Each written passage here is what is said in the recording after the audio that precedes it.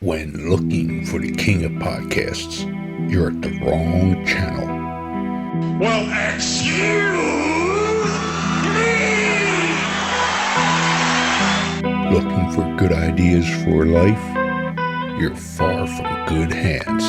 Hey, bud, what's your problem? If you think the listener is always right, you're far from the right place. Out of order! Even in the future, nothing works! Hosted by a Northeasterner by birth, but a rebel by choice. Are you threatening me? If you want a host that floats between love and madness, and we know the night is always gonna be here anyway.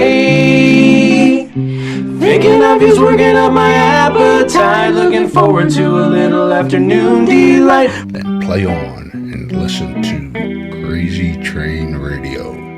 All right, guys, listen to the blues riff and B. Watch me for the changes and try and keep up, okay?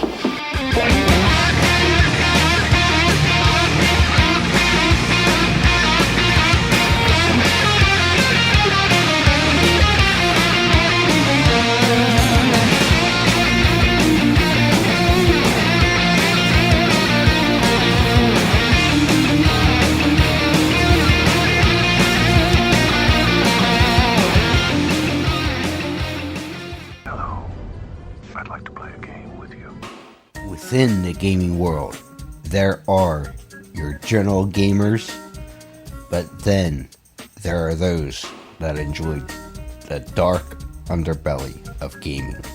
If you're one of those that enjoy the dark underbelly of gaming, we certainly got the place to send you.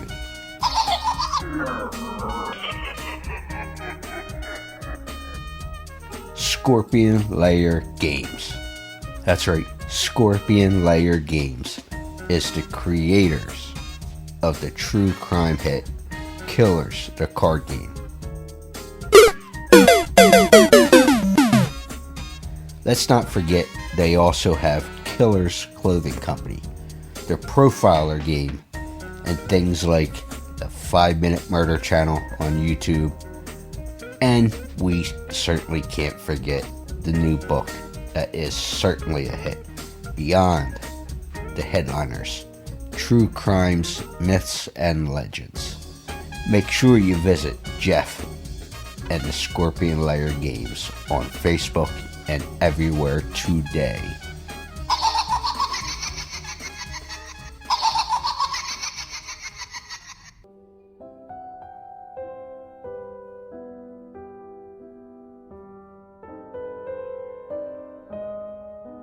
Hi, my name is Jeremy Ray Taylor, and you are listening to Crazy Train Radio.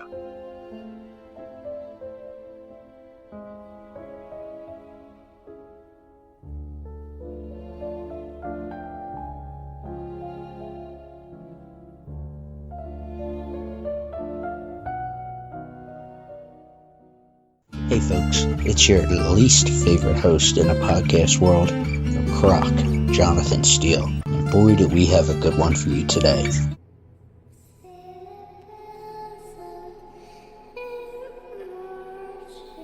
Ladies and gentlemen, boys and girls, children of all ages, this next guest is the pride of Bluff City, Tennessee, and most folks would recognize him from It Chapter 1 and It Chapter 2 from 2017 and 2019 respectively.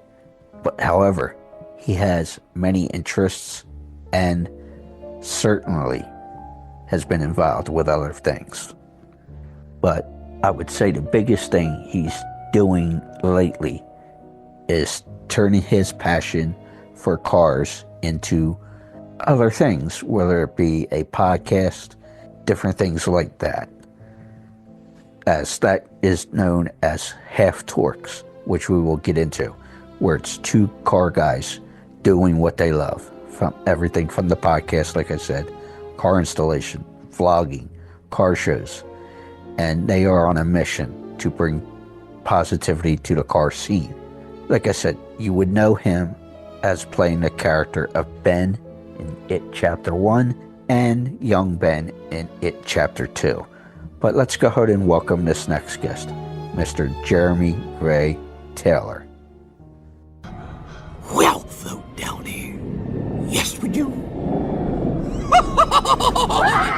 So, Jeremy Ray Taylor, how the hell are you, sir? I am doing very well, sir. How are you? Good. So, there was a rumor I heard that you Okay. might be on the East Coast. So, what I brings you am. out east? So I grew up here. I was born in Bristol, Tennessee. Okay. I absolutely love it here. I don't think I'd give it up for the world. My wife disagrees. I think she'd rather go more Florida, more beachy type. But no, I mean, I grew up in East Tennessee. I grew up on a farm, and I've loved it ever since. It's a great place to keep me grounded after going to the big cities and stuff like that. And I've just built a really great circle here, and yeah, so nothing necessarily brought me here as much as it was just where I happened to be born. Yeah. So, when did you get married? I was married February of last year, so Okay. we passed our 1 year anniversary, and we were very happy. That's good. I didn't know you were married, so muzzle tough to that. So, Thank you very much. Yeah, we've been together for 7, going on 8 years now.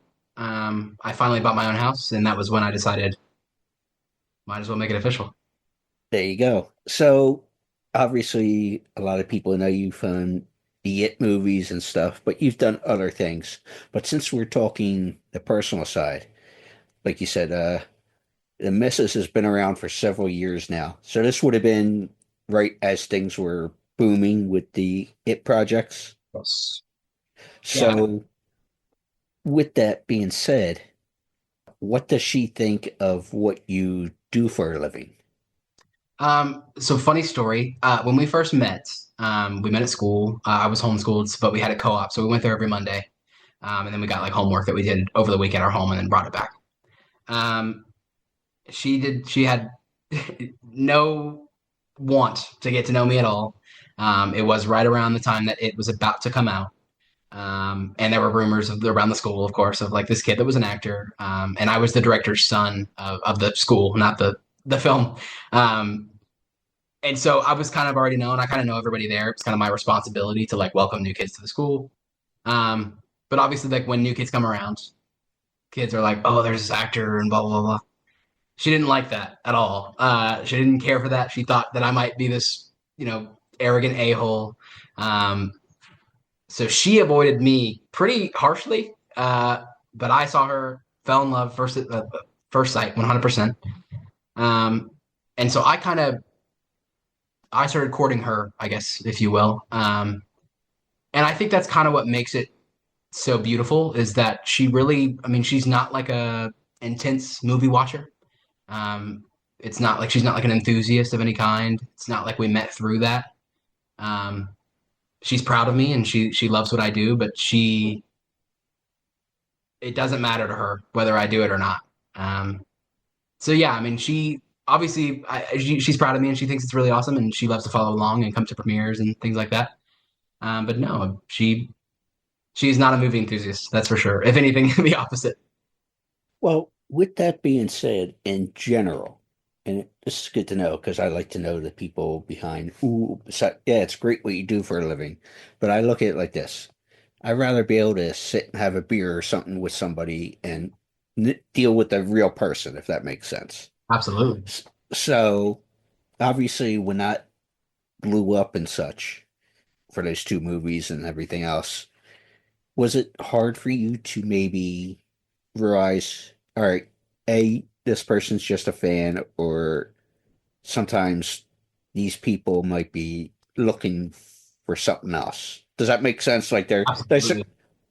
ulterior motive, if that makes sense. Absolutely. I think the hardest part about being a child actor is navigating the world of it, figuring out who's on your side, figuring out who wants the best for you, which, not to be pessimistic, nobody on this earth wants the best for you. Just keep that in mind. Protect yourself. Um, and so, yeah, I mean, I lost a lot of lifelong friends because things change. People feel like I owe them something. People think I have a lot more pull than I do. If I did, I'd be in Marvel movies already. I promise I can't get you into something. I'm trying hard myself to keep that up, and so yeah, absolutely. And I think that's one reason why I found my wife and why I cared so much about her was because she didn't care at all, and that was foreign to me because it was, especially being from a small town, it's very very hard to make it in that industry. being in a very, very small town. Like I'm from East Tennessee, but that's why I say East Tennessee because nobody knows what Bristol is. Nobody knows what Bluffville is. And so, yeah, I mean, it's something that doesn't ever really become easy to do is, figuring out someone's motives. And or even recently I've had some problems with that. And so you just have to kind of come up with a process that works for you and your friends and, figure out how to, figure out what their motive is before you're completely yourself around them. Because that can be tough. And as a child, I was, I grew up as a Christian boy. It was always my responsibility to welcome the new kids to the school. It was always our responsibility to be nice to everyone. And obviously very anti-bullying. It's been my whole thing. And so that kindness gets taken advantage of a lot, I think. And so you have to figure out how to not be pessimistic, but also how to protect yourself and learn what the difference is between self-respect and being a jerk, Yeah. Well, us Northeasterners were jerk-offs anyway. Never mind. No, that's a whole nother. No, I kid. Wink, wink, nudge, nudge. Maybe not. But no. So before I get back into the acting and everything else like that, the other thing I learned recently is half torqued. Yes. So, and that you are a car guy. Yes, very much so. What's half torqued, and where did the interest in cars come from? Yeah, so I'll try not to go too into it because I could talk about this for hours. Go as far as you want. Sounds good. So Half Torqued is a company that me and my business partner Matthew Smith we own together, and the business started because I wanted to do this car stuff, and I've kept it hidden for so long because I have a following, but a lot of them just don't care about what else I do unless it's acting related. And I had this idea that was the truth and nobody would care at all, right? So we were like, why aren't we taking this seriously and making it a real thing? I mean, people do this stuff for a living everywhere, and it's possible. So let's try it out. So yeah, we decided to make a company. There's a really big project coming up that does have to do with a movie and Half Torqued that I wish I could say, but they're keeping it under wraps for now.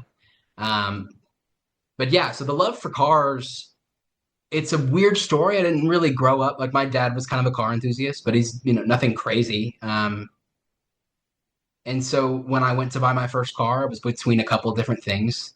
And I ended up picking a BMW just because I was a kid and I was like, oh man, I've got the money for it. Let's buy a BMW. It's going to be sick. I knew nothing about it. I painted the wheels black with this plastic crap paint. I was figuring it out. And I went to this local event called Street Fights, which actually one's coming up this Saturday. In Bristol, Tennessee. Are you a NASCAR fan at all? You know anything about that? A little bit. Well, there's a famous track called Bristol Motor Speedway. I'm familiar with the track, yeah. Cool, yeah. So I live literally 10 minutes from that track. I just passed it. And so they have a drag strip there called Thunder Valley. And so around 6 times a year in the summer and the spring, they'll hold these events called Street Fights. And you take your own car and you just race down a quarter-mile drag strip. You can take any car you want. And I took my car. I mean, it's not a fast car at all. It was a BMW, so I thought it was. And I used to rev it. It sounds like an expensive vacuum cleaner. I was totally that kid. And so, yeah, I took it down the strip. And I went to my dad the next morning and I was like, how do I get faster? I want to be faster. And he was like, yeah, I figured that would be the case. And so I started looking into it more, and I looked up what motor was in my car. It was a 2021 540i. And it has this motor called the B58, which is a really, really popular motor. And it's in like a Toyota Supra. It's in all the 40 series cars of all the BMWs. And apparently it was a great platform to start making power. And so I was like, okay, well, let's look into it. And then I started going down that road, the modification road. And then I decided to buy a Mustang, a Shelby GT500. I miss that car every day since I sold it. Beautiful car, sounded incredible, my first sports car. And this car photographer reached out to me and he was like, hey, I hate Mustangs, but yours is pretty. Do you want to do some pictures? Because he was a local car photographer. And he had no idea who I was. He just saw the cool car. Because I have like not a fake Facebook account, but I just have a Jeremy Taylor Facebook account that I kind of like navigate the forums with and all that stuff. And he was like, let's take some pictures. And I was like, cool, I just sold it, but I got another car coming. Let's do it. And so I was sketched out. This is kind of where that process comes of like figuring out who has the ulterior motive and who doesn't. And he ended up figuring out who I was in our like first, second time hanging out. And he had no clue. It was one of his like favorite movies, but he just saw the car and wanted to talk to me. And so we've just become great friends ever since. I started taking it a lot more seriously. I no longer paint my wheels with crappy black paint and stuff like that. And so yeah, we're taking it seriously. We started a company and we do a new video every Sunday where we install something on a car or do something with a car or race cars, whatever we want to do. And then we have a podcast as well where we try and talk a little bit more about in depth about what cars are to us and current events and all that kind of stuff. We're trying to make it a little less niche, so you don't have to be like a full-blown car enthusiast to watch it. But it's hard to like talk about all these things that we know and think that some people don't know them. But I was that kid. Like I had no idea what motor was in my car. You know what I mean? Yeah. But, Like I'm not that guy, but like I'll say lately I would say in the past couple of years, I started watching things like, say, counting cars and stuff, where they keep it basic, but they're telling you, all right, we're doing this, and what the thought process is there of why, some of the shows like that. So I appreciate that for not being a car guy, because yes, like you said, they can be a beautiful piece just staring at it, but you also know there's some badass power in some of these vehicles, like certain Mustangs or the GTOs and the different, you know what I mean? Yeah, exactly. Yeah, and so like trying to navigate catering to the ultra car enthusiasts while also welcoming newcomers, because if I didn't find Matt in our group, I don't know if I'd be into cars as much, because it's such a gatekept world, I guess is the way to put it. And there are lots of keywords and antonyms and all that stuff that I just don't know what that means. They're like, oh, well, if you got this, it'll give you a CEL, which gives you the DTC and this. I'm like, I don't know what any of that means at all. So we're trying to create content that will let people come into the car enthusiast world, because I didn't, a lot of people don't have the mats that I have to ask questions to when I'm confused, because I'm brand new to the world of cars. So we're trying to reel back that world and make it more accessible to people who maybe don't want to spend $80,000 on their $20,000 car to make 600 horsepower. Right on. Now, obviously, I know vehicles, and maybe you can answer this for me. Mm-hmm. I hear people complain about the budget, let's say, of vehicles. Like the average vehicle you buy off the lot, it depreciates and stuff like that. So would you say you tend to overinvest in vehicles because it's something you love, or is it, hey, it is what it is and I'm going to have fun with it? It depends on who you ask. My wife would say I heavily overinvest and we're broke because of it. But I love it. I mean, I think it is a very, very expensive hobby, probably the most expensive hobby besides like planes or boats. But yeah, I mean, I definitely overinvest. I think everyone does in their own respectful hobby. But I love it, and I wouldn't give it up for the world. But yeah, mortgage hits different for sure. So trying to balance both is very tough. And one thing about the car world is that there are expensive cars, but some of these amazing car platforms you can get into for like $2,000 on Facebook Marketplace. You wait and find the right deal, and I think that's the beauty of the car world is like, obviously you can see a beautiful piece of art standing there, but knowing the work that went into it and knowing the difference between someone who bought a $2,000 car and made it look better than a $100,000 car versus someone who bought a $90,000 car, kept it stock, and was like, oh yeah, I've got this thing that I don't know what it is at all.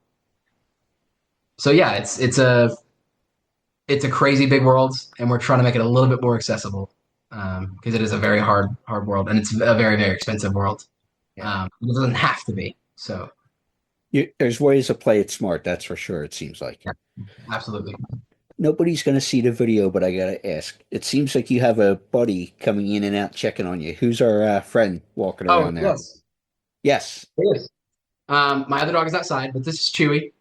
Hi, Chewy. Yep, he is our Cavapoo. He's 5 or 6 years old. He still looks like a puppy. He's got that puppy. But Yeah, yeah, you got to give Dad a kiss, don't you, buddy? yep. So he's our little guard dog. Yeah, you get to see just the way he was pacing, making Yeah. sure Dad was good, you know. Yep. Absolutely. Totally. So, how close would you say you are to Ben personally? Because when you're talking about like always being the guy that welcome people to school and just that hospital guy, I guess, hospitable. I think Yeah. that's the word I'm looking for, Yeah. hospitable. I got you. It, there was a line, I don't remember if it was the miniseries or it crossed over as well, about the Ben character would be like, well, we wouldn't be in this position if Dad didn't die. And, I mean, or somebody made the reference of, we're just being good Christian people. Sure. So, and you can get that vibe, and I'm not making this a religious thing or anything like that, but how close would you say you are to Ben? I think at the time, very, very close. Um, like I said with the homeschool thing, I never really encountered bullying too much. Um, I was probably one of the more normal kids at the school, to be honest. Um, but yeah, I mean, I'm very, very close. I never had the bullying problem because, our school was very, very great and very nice, and I never had those issues. Um, but yeah, I mean, the self-conscious thing and navigating a friend group and maybe not having one that feels real, but I think I was very, very close at the time. I think maybe I've grown further away from Ben as I've grown up. But Yeah, I think that's from seeing the flaws. I think at the core of it, I'm still very close to my character. Um, and I think obviously there are characters that people play where they don't have to be the character, but I think a lot of great actors are a piece of their characters, subconsciously or not. You know what I mean? So there's something there. yeah, absolutely. So yeah, I definitely think I was always a little bit more outgoing than Ben. As far as the Losers Club goes, I was more of a Richie Eddie growing up. Um, but no, I think definitely the softer spoken. Yeah, I think I was definitely very close to Ben for sure. Right on. Now, I heard this story, which is funny when you think back to it now, but you almost turned that down. But your agent and somebody said, come on, wake up. Yeah, You got to yeah. take it. So I had three roles booked at the time, and I had the option for two roles or one, and it was two smaller roles or the lead. Um, it was a role in Logan, and it was a role in the Transformers movie, the new Transformers. As a kid, who wouldn't want to be in the new Wolverine and Transformers movie? That's insane. Um, and also, as a Christian growing up and figuring out, I'm still a Christian now, but as a Christian growing up, we're trying to figure out what's okay to do on TV and what's real and what's fake. And so, I didn't like to cuss, and I didn't cuss in it. I think I was the only character in the movie that didn't cuss. And so we thought about turning it down purely for that part. But I was like, I didn't die. I don't cuss. We'll figure it out. And I pray for closed doors. And, I think that if God didn't want me to do it, then he would have closed that door for me. And yeah, my agent was like, no, you're going to do it for sure. But at the time, I mean, people hated that we were doing a remake. Nobody was happy about it. I mean, obviously, there was a small group, but in general, it was like, this movie is perfect. Why would you ever remake it? If it's not broken, don't fix it, kind of thing. And so, yeah, that was a big worry, and we didn't expect it to do nearly as well as it did. And it was a smaller budget film. And then you got these, 100, $200 million budget movies like Logan and Transformers. So it was definitely a toss up. And I didn't know what would be better for my career. And pretty sure I made the right decision. um, but yeah, no, it was definitely a toss up. Personally, who I'm into that genre and I'm into a lot of stuff, but it's like, I think you guys were able to do a lot more with two films. There probably could have even been a third film if you think about it, based off the book and stuff. Definitely. But there was more you can do with the films. in, what was it, 2017 and 2019, Yeah. compared to the miniseries in 1989-90, which was scheduled for TV and was on TV. So, I mean, just between the time difference, but also the viewership, a Yeah. movie compared to a miniseries, you were able to open up more doors, more creativity, just a lot more you could do there. Absolutely. So, what Yeah, do you I think think you? the Go ahead. main Sorry. no, that's great. I think the main thing too was that it was scheduled for television and the parameters around that. I mean, there's not much you could have shown, um, even with a movie compared to a movie back then to now. The parameters were different, and what you were allowed to say and show was two completely different things. And so, yeah, I mean, I think as amazing as the original one was, CGI is just on a different level. Practical effects are just on a different level. Um, and I think Andy did a really good job at making it a reimagining more than it was a remake, Yeah. and respected the old one and did a different thing instead of trying to recreate the same thing. Because Tim Curry's was just as good as Bill Skarsgård's, and Bill Skarsgård's was just as good as Tim Curry's.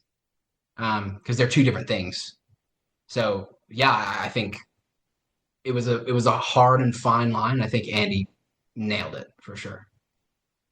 Well, because of personal beliefs, was there anything in either one that you weren't comfortable with, or even going, I don't want to, you know what I mean? There's that personal belief. Yes, it's a job, but it's like, I don't want to cross certain boundaries, if that makes sense. Yeah, absolutely. I think a lot of that is talked about before the role is booked too. Um, I think no, I mean Andy and Barbara, they both were very amazing at making us comfortable and letting us do what we needed to do, and knew that we were kids, and so we knew what we were going through at that time and how we should say what we need to say. Obviously, it was different from the '90s and the century we're in now, but as far as our behavior goes, we're kids and we know what that's like. Um, and I'm forgetting what it was like to be a kid, and I'm like, what are these kids doing now? These new kids are like, what are they even talking about? And I'm like, wow, they're doing the exact same thing I was doing. It's just that I'm not in that mode now, so I don't understand. Yeah, So you're in a yeah, different place. exactly, yeah. And I think they did an amazing job at letting us do what we needed to do. And no, I never felt uncomfortable on set. And I know that stories have to be told, and at the bottom of it was a beautiful like story and meaning that had real heart. And so I never had a problem because in order for these kids' bond to be that strong, they had to go through what they had to go through. Yeah. Uh, Obviously, there are some things that are completely unnecessary, but it was the comedic relief of the movie, and I loved it. I had no problem with what they did for sure. Now, this other little rumor I heard before we put a bow on things is you are the youngest of six. So were you the punching bag per se growing up? Absolutely. It was definitely all I had to do was channel my brothers, and the bullying scenes were easy. Who thinks I'm a good actor? No, I'm just reliving old trauma. Yeah, dude, I was always. They used to. We'll get you a therapist when we're done then. Yeah, We'll book you exactly. the therapist. Yeah, definitely. But no, I was always the kid that got trapped under blankets and tickled to death, and all that stuff. Um, but I was also the younger one that hated when they'd mess with each other. I remember my oldest brother. Their insult was to call him dad because he was obviously like the boss whenever the parents weren't around. And they pushed him to the edge so far one night, and I was upstairs with the home phone, just dialing random numbers, calling random people, seeing if I could call my mom just to tell them what was going on. Nothing serious, but I was a kid and I was freaked out because they're messing with my brother. So yeah, absolutely, I was definitely the punching bag of the group for sure. Well, what does the family think? I asked you earlier about what the missus thinks, but what's the siblings and everybody, like your parents and all them think? Yeah, I mean, going through all of this at a young age definitely makes you understand what family means separate from friends. Like the blood runs thicker than water thing. Um, they're insanely proud of me. Obviously, they wouldn't care if I did it or not because I'm their brother. Um, but it's absolutely been the strongest support system I've had, and I'm insanely blessed to have the parents that I have, to have the brothers that I have. And yeah, I mean, they love it. They're fascinated by it. My brother is now a cinematographer, so he's trying to get into the film world. My mom was always my manager. She's now managing other clients, so she's branching out. And my brother decided to be an actor as well, and now he's kind of directing and doing everything. And my sister went to grip school in Nashville and learned how to be a gaffer. So I think it's all kind of opened up branches to the rest of the family, and they're insanely supportive, and they love that I do it for sure. I think it's all obviously a little surreal for all of us, because the weirdest thing, and I'm sure that you've experienced this as an interview host, is that these people are just people. I mean, at the end of the day, I'm about to probably get off and go play Call of Duty. You know what I mean? So it's not like I've lived this crazy life where I'm in limos every night and all that stuff. And so we're totally just people, and I'm just Jeremy to my brothers and to my parents, and I happen to have a cool job. So Yeah. Well, I'll have to get you my info because you mentioned your sister going to school to be a grip and stuff. yeah, I know it. I'm trying to think of the name of the city down there. I think it's a Gantown or something like okay, that. About 20 minutes to a half hour out of Nashville there. okay, I know gotcha. an old school effects guy and production designer be good Yeah, to hook you up with, yeah, awesome. especially because he's from within the horror world. But he's done other things. He was Yeah, involved in like Mortal Kombat and all kinds of stuff in the 90s and early 2000s. He that's could be a awesome. good resource for her to bounce stuff off of. Yeah, yeah, awesome. But what's next for you? I know you mentioned there's one thing you can't discuss, but do you have anything you can? So I just filmed two movies. One was in Calgary in Canada. It was called This Too Shall Pass. It is a. Are you from Calgary or Canada? No, no. I have an actor friend from up there. Okay, gotcha. I love it. I had a great time there. It's called This Too Shall Pass. It's a coming of age film about a few kids that make a trip up to Canada, a place where they thought they could drink legally, but the laws are different in certain provinces. Uh, Yes. and yeah, so that's a beautiful film. We actually just went to Estonia for a film festival there. It did super well there, so I hope that it goes to somewhere else. I'm not sure exactly where it's going. Um, so be on the lookout for that. And then I filmed another movie in South Africa called London Calling. It's with Josh Duhamel. That was a blast. Josh Duhamel is phenomenal. I freaking love that guy. Probably, don't tell anybody else, my favorite person I've worked with so far. Just a super down to earth dude. He just cares. Yeah, we'll keep that under wraps. We won't tell anybody. For sure. But yeah, I mean, and that one's awesome. I am the son of a crime boss, and Josh Duhamel plays a hitman. And my father hates me and thinks that I'm like a total loser because I do LARPing, live action roleplay. And so he tells the hitman to take me on his next hit to make me a man. So it's very dark. It's got a lot of awful, gritty humor in it, but it's really, really funny. And I have gotten to see it, and it is awesome. I cannot wait for that to come out. We don't know when that's going or where that's going exactly. I'm really hoping for theaters. Would be awesome. And the project that's coming up with Half Torch does have to do with London Calling. That's all I'll say for now, because I don't know exactly what I'm allowed to say. But that will be really cool. So definitely subscribe to Half Torch. It's on YouTube. You can find it on YouTube or Instagram. I've done both already. Awesome. Well, it'll be really fun. So I can't wait for that one for sure. Jeremy, thanks. Absolutely. Thank you.